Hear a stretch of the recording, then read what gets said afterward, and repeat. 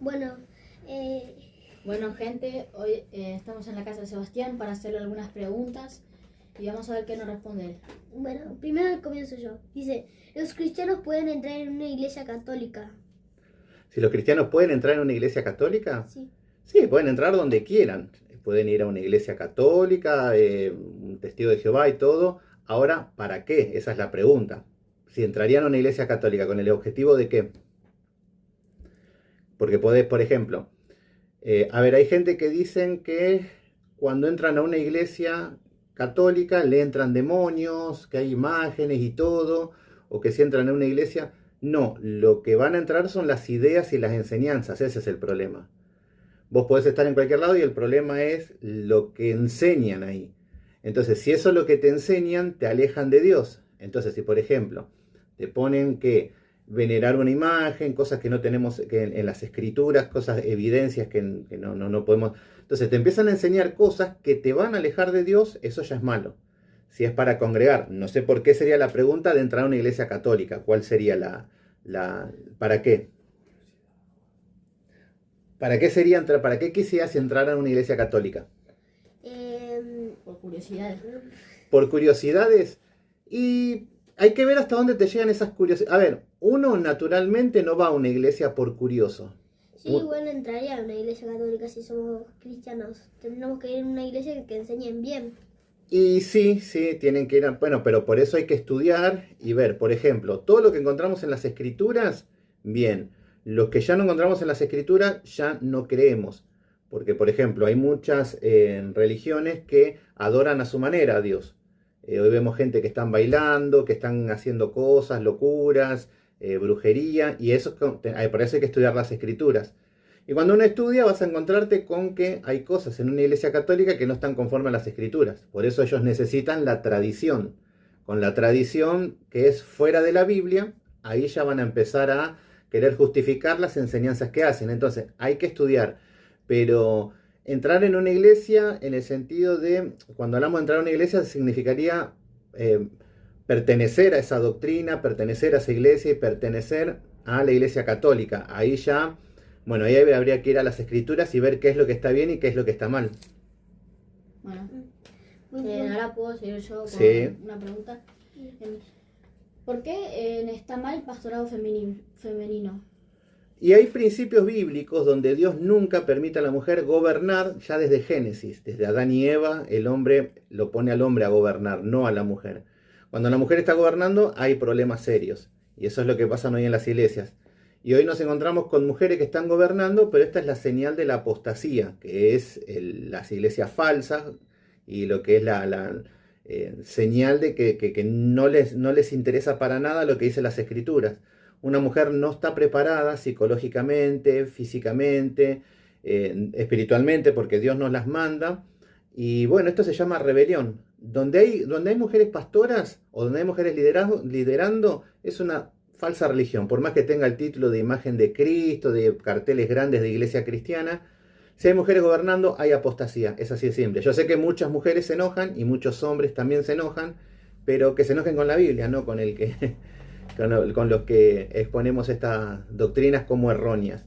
En eso no, por eso siempre que vean mujeres pastoreando, ya desde el vamos no están levantados por Dios, ya Dios no aprueba eso. Entonces, por más que te hable bonito de Dios y todo, ya es algo que es un cargo falso. También hay hombres que también son falsos, eso es otra cosa. Pero bueno, el pastorado femenino es falso y no existe hoy en día.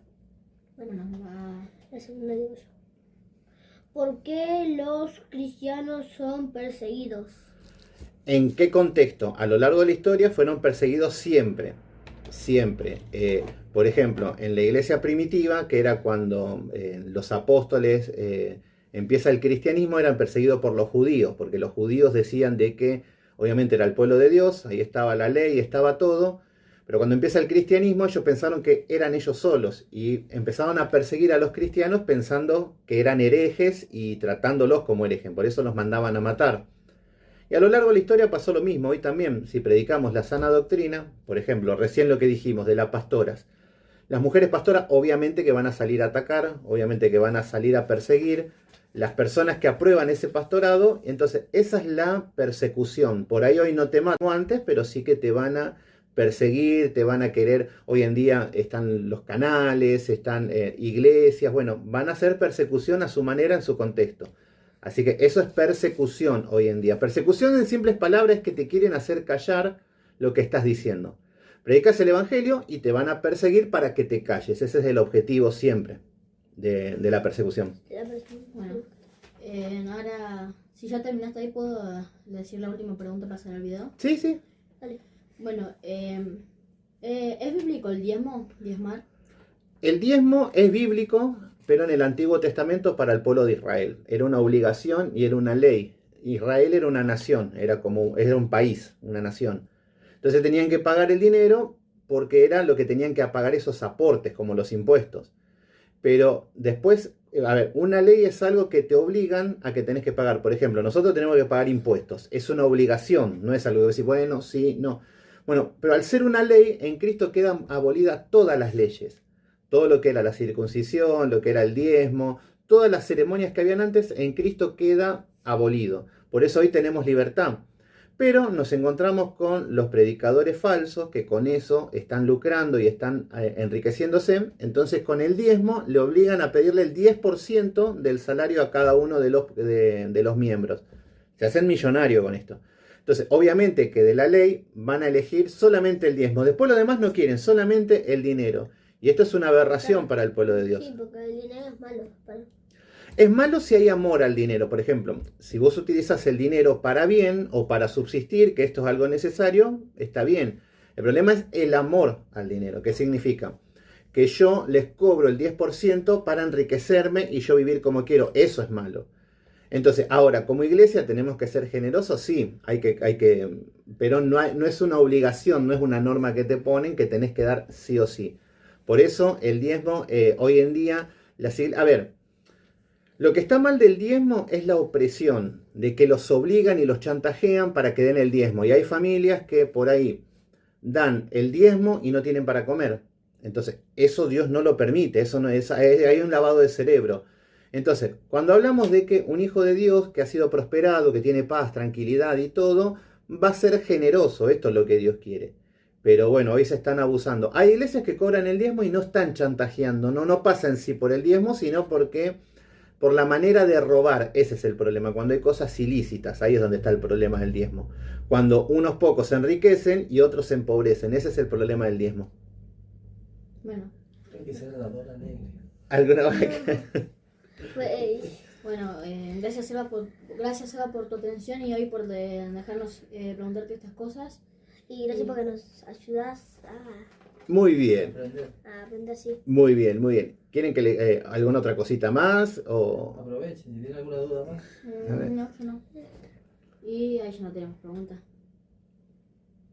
Sí, te puedo decir la última. Bueno, Dice, ¿cómo traer a un pródigo a Dios? no hay una manera, en el sentido, la única manera es predicar la palabra de Dios y no solamente predicar la palabra de Dios, sino ser ejemplo. Porque, por ejemplo, si viene un ladrón, un asesino, alguien que vos lo conoces del barrio, que es de lo peor, y te habla de Cristo, vos no te vas a convertir porque no es ejemplo de nada. Pero cuando una persona tiene buen testimonio, es honrado, es fiel, es una buena persona, y el testimonio lo acompañan, cuando prediquen de la palabra de Dios, es ahí donde las personas se van a convertir. Entonces, en esto no hay que buscar estrategias, no es que uno dice, bueno, voy a hacer esto, voy a hacer lo otro. Sí, los dones que uno tiene, pero es algo que tenemos que predicar la palabra de Dios tratando de ser lo más santo posible. Ese es el objetivo, el principal principio para predicar la palabra de Dios, ser ejemplo. Gracias, Eva. Gracias, Eva, porque nos da la palabra y La respuesta a la algunas dudas que respuesta. teníamos. Sí. Muy bien, ahí está.